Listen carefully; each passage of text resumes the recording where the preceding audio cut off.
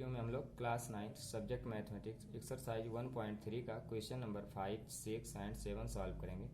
Question number 5 है what can the maximum number of digit in the repeating block of digits in the decimal expansion of 1/17 perform the division to check your answer. यानी कहने का मतलब ये है कि यदि हम 1/17 दिया हुआ है तो 17 से जब 1 को डिवाइड करेंगे तो जो क्वोशिएंट हमारा प्राप्त होगा उसमें कितने अंकों के बाद ये संख्याएं रिपीट होने लगेंगी ये बताना है। और perform the division to check your answer, और हमें डिवीजन को परफॉर्म करना है ताकि अपने आंसर को चेक कर सकें। तो देखिए यहाँ पर जो होगा वो कितने नंबर के बाद आएगा, तो 16 आएगा टोटल। यानी the maximum number of digit in the repeating block of digit in the decimal expansion of 1/17 can be 16। यानी जब हम डिवाइड करेंगे 17 से 1 को तो जो रिपीट होने के बाद रिपीट होना स्टार्ट होगा वो 16 अंक के बाद होगा, यानी 16 डिजिट के बाद रिपीट होना स्टार्ट होगा। अब हमें इसको डिवाइड करना है तो डिवाइड भी करके चेक कर लेते हैं। यहाँ पर देखिए हमने डिवाइड कर रखा है पहले से ही। हम 17 से जब 100 को डिवाइड करना होगा, 1 को डिवाइड करना होगा तो यहाँ पर हमें डेसिमल लगा करके 0 बढ़ाना होगा।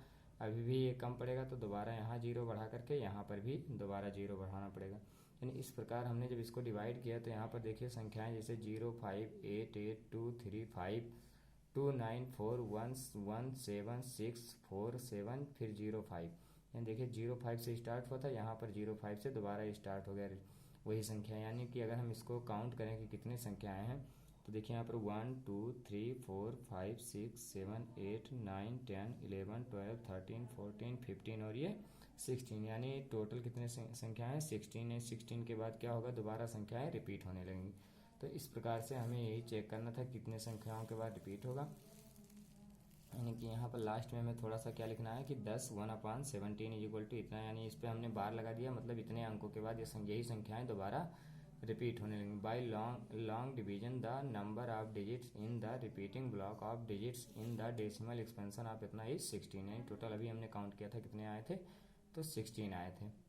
इसके बाद सवाल नंबर 6 है। अब देखिए यहाँ पर look at the several example of rational numbers in the form of p by q where p and q are integer with no common factor other than 1 and having terminating decimal representation। मतलब कुछ example देखना है कि जो p by q के रूप में हो और टर्मिनेटिंग डेसिमल हो, जिसका अगर हम कॉमन फैक्टर की बात करें तो 1 के अलावा और कोई संख्या ना हो। Can you guess what property q, तब हम q के लिए कौन सी प्रॉपर्टी लिख सकते हैं, तो मस्ट सेटिस्फाई। तो देखिए यहाँ पर होगा क्या क्यू की प्रॉपर्टी कि the property that Q must satisfy in order that the rational number in the form of p by q where p and q are integer with no common factor other than 1 have terminating decimal। मतलब ऐसी संख्या होगी जो terminating decimal रखेगा तो q का factor जो हमें बताना है वो क्या होगा, प्रॉपर्टी q की वो लिखा होगा representation is that the prime factorization of q has only power of 2। मतलब अगर हम q का प्राइम फैक्टराइजेशन करें तो वो केवल और केवल क्या आना चाहिए, या तो 2 के पावर के रूप में आए या फिर 5 के पावर के रूप में, या फिर बोथ यानी कि दोनों के रूप में आए।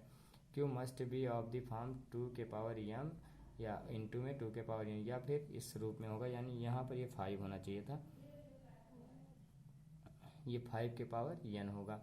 ठीक है, तो या तो इस रूप में आ जाए या फिर 2 के पावर के रूप में हो या फिर 5 के पावर के रूप में हो, तब वो जो क्यू की प्रॉपर्टी है वो सेटिस्फाई होगी। कहने का मतलब ये है कि ये जो हमें से पूछा जा रहा था कि अगर कोई रेशनल नंबर है वो टर्मिनेटिंग डेसिमल है, यानी कि उसको हम अगर डिनोमिनेटर से डिवाइड करें न्यूमरेटर को तो कुछ समय बाद जा करके वो पूर्णतः डिविजिबल हो जाएगा। तो इसके लिए क्यू की प्रॉपर्टी पूछा जा रहा था। तो क्यू की प्रॉपर्टी क्या होगा कि 2 के पावर m इंटू में 5 के पावर n के रूप में होगा।